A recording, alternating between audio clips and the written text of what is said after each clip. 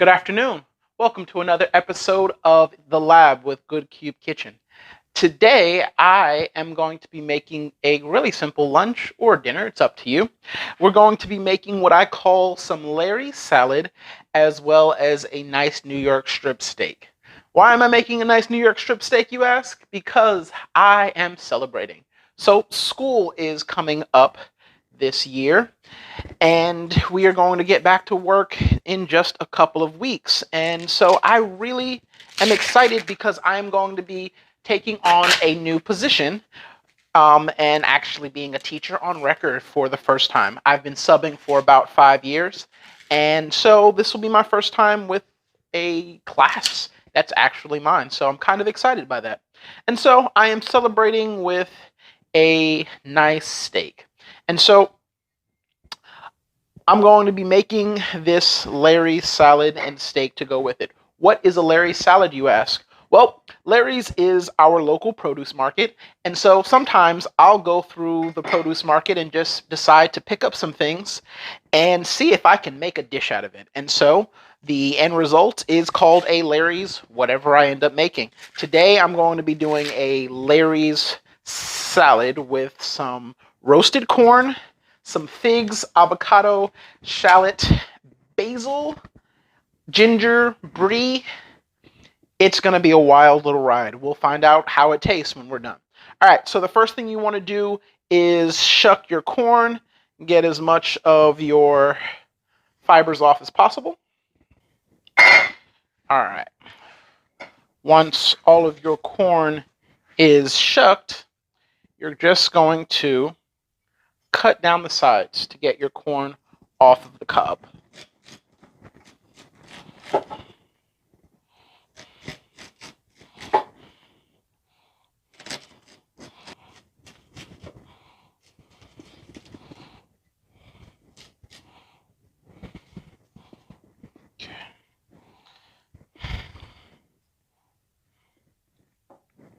All right, now that we have our corn all off of our cobs, we're going to put it on a sheet pan.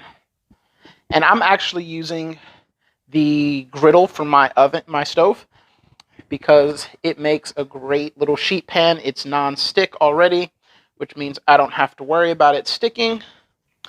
All right, so now I'm going to take my corn and put it under the broiler on high so that it can roast, because I also want to get it cooled before I add it over to the rest of my salad. So I'll be right back. All right, now that our corn is in the oven, let's start on our dressing.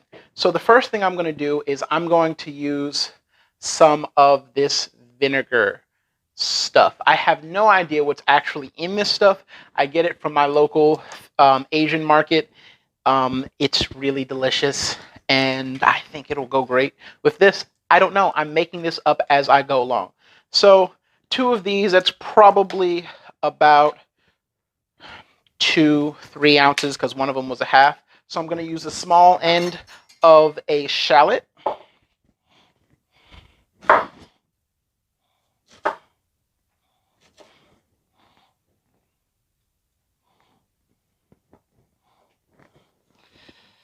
All right, so we're going to add this over to our vinegar, and we're going to allow it to start to break down a little bit. And we're going to set this to the side.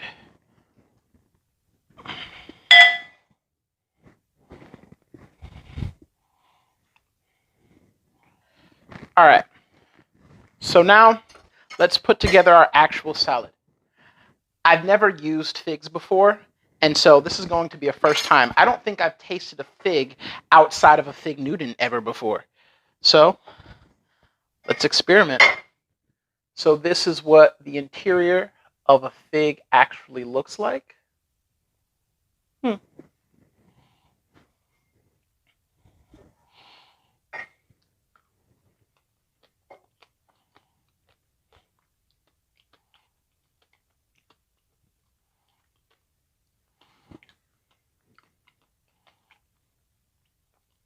That's really good.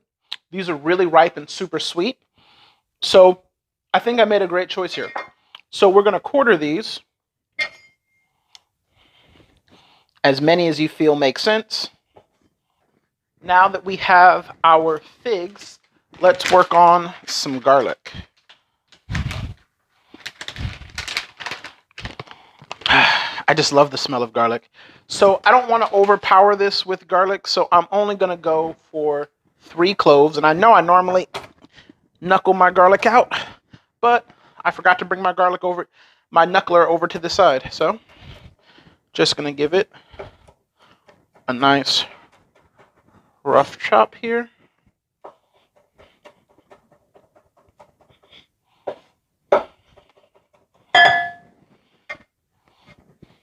I'm actually going to add this over to my dressing start. Give it a little whisk. All right. The next thing we're going to do is we're going to grab our corn. I'll be right back. As you can see, our corn has gotten a nice, lovely char on it. So it is time to take it out and pop it in the refrigerator. All right, now while our corn is cooling, we're going to add over just a little bit of ginger paste to our dressing, and we're going to prep our avocados.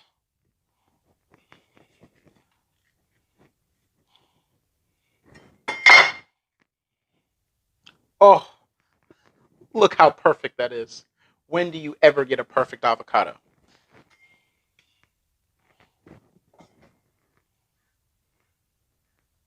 I like to slice my avocados the way that you tend to slice mango. Down vertically. And then horizontally, so you get this nice crosshatch pattern. And then you generally can just squeeze it right out perfectly. So excited for this.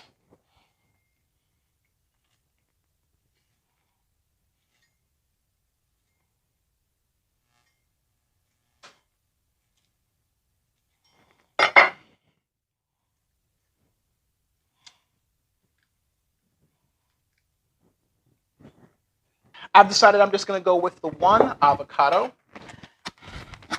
And now I'm going to get in a little bit of basil. Just really trying to build these flavors up. Now, the proper way to deal with basil is not to chop it, but to tear it.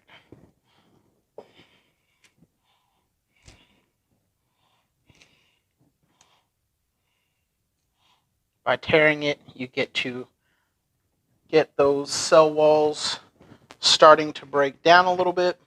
Now that we have all of this in our bowl, we're going to go ahead and grab a little bit of salt. Sprinkle a little bit of salt over on top. Whisk our dressing. And we're going to add over a drizzle of extra virgin olive oil because we want all of the flavor. And then I'm going to dollop over a little bit of our mango butter. Who thought to use mango butter in a salad dressing? This guy. All right. So now that that is all whisked together and lovely, we're going to go ahead and pour it over our salad.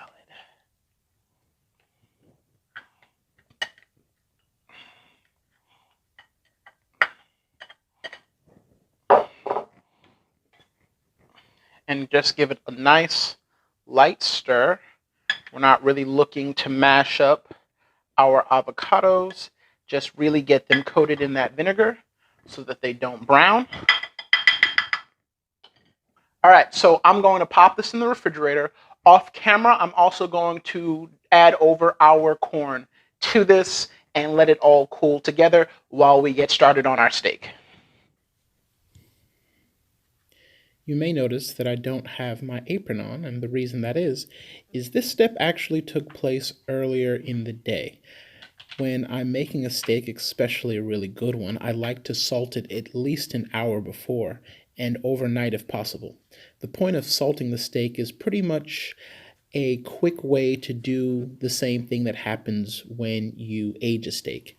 It allows the steak to dehydrate, which allows the muscle fibers to contract, and when they cook releasing less moisture, which allows them to be really delicious and tender. So this steak was able to dehydrate or sit salted for about 2 hours, just covered in some plastic on the counter before I was ready to cook it. So now we're going to get back to actually preparing the steak. All right, so now it's time to actually get to the main course, the steak. I'm super excited. I went to O'Reilly's on an off chance and happened on some really delicious New York strip that was on sale. So I got to get over a pound of it, and I can't wait to eat it. So first thing you need to do is let your pan get screaming hot. A good way to tell whether or not your pan is getting hot, add just a little bit of water over. Once it starts to automatically bubble like that, you know you're off to the right start. So I'm going to take a paper towel and pat my steak nice and dry. What we're looking for is the ability to get that nice Maillard reaction, which is when everything gets nice and brown and crispy.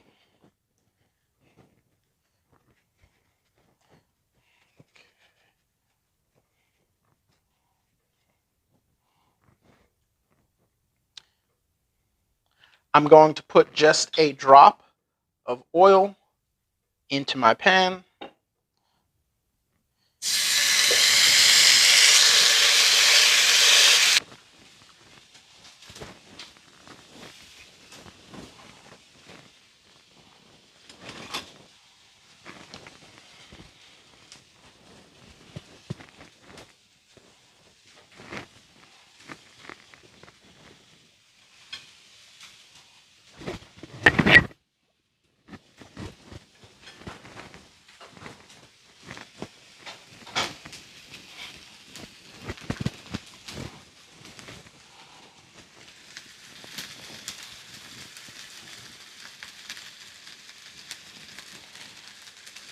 That sizzling sounds so delicious. The way to know whether or not you are ready to flip your steak, does it come off clean? Do you have to fight it?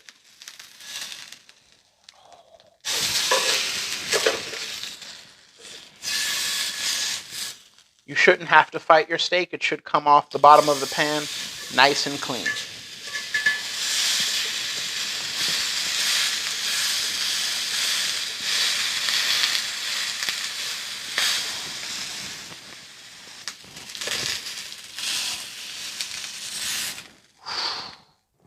That's what steak should look like. Hot, hot, hot.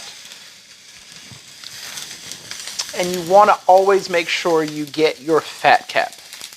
Allow it to get a nice char on it as well. I'm going to turn down my eye to about medium.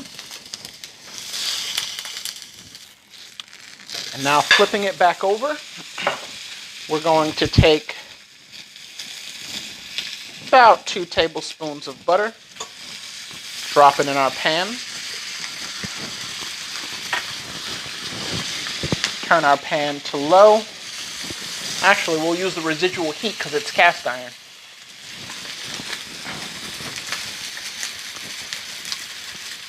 Crushed red pepper, and my favorite seasoning mix, herb de Providence.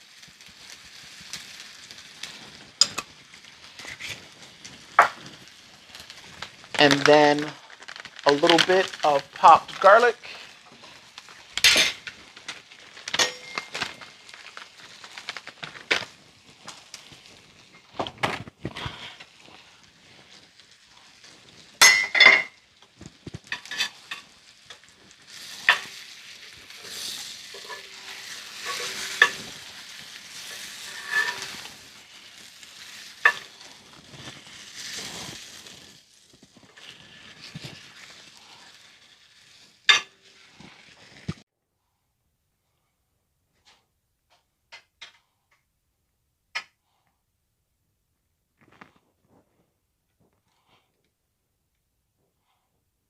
So we're going to allow our steak to rest for about 5 to 7 minutes. While it is resting, I'm going to get that heat back up on our eye and make some delicious accoutrement to go with it. Going to finish off our bag of peppers and onions from the beginning of the week. As our peppers and onions begin to sizzle, just move them around the pan so that they can get all of that delicious garlic butter. One of the things I absolutely love about Herb de Providence is that delightful smell that you get of the lavender. It's a happy surprise that you don't expect necessarily in an American herb mix. But because it's a French herb mix, they like to be a little pinky out. A popular way to plate a steak like this is to take your knife, find the bone, run it down the bone on that side, then run it down the bone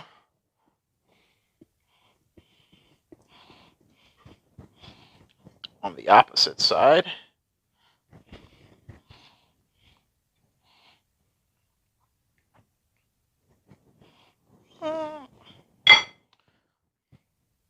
And then slice it.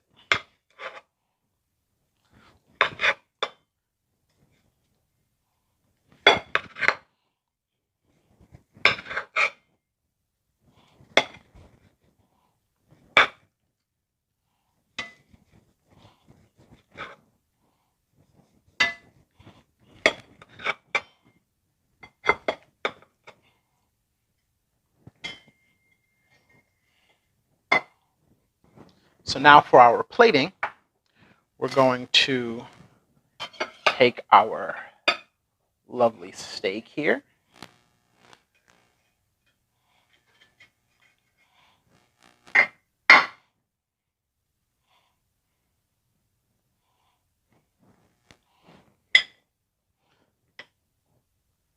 Then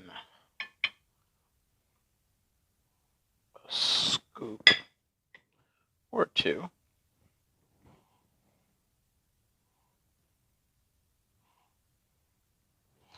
of our extremely busy salad.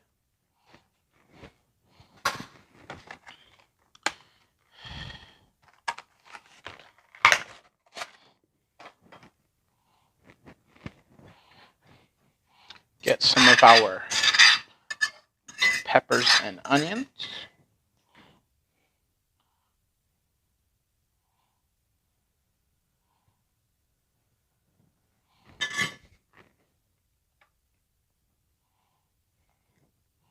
Tear off a little bit of basil.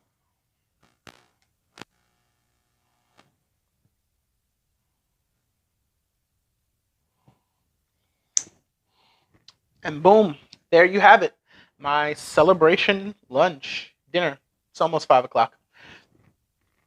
So I hope you enjoyed this episode of Good Cubed Kitchen. I do have an announcement though. This is going to be the last episode of Good Cubed Kitchen until the end of August. There will not be a Sunday episode this week. I will come back, and the best part is I'm going to come back with a bit of new design, a better camera, and a lot of upgrades and changes. So, with that being said, I hope that you have a wonderful rest of your day and a wonderful next couple of weeks. I hope the world changes for the better.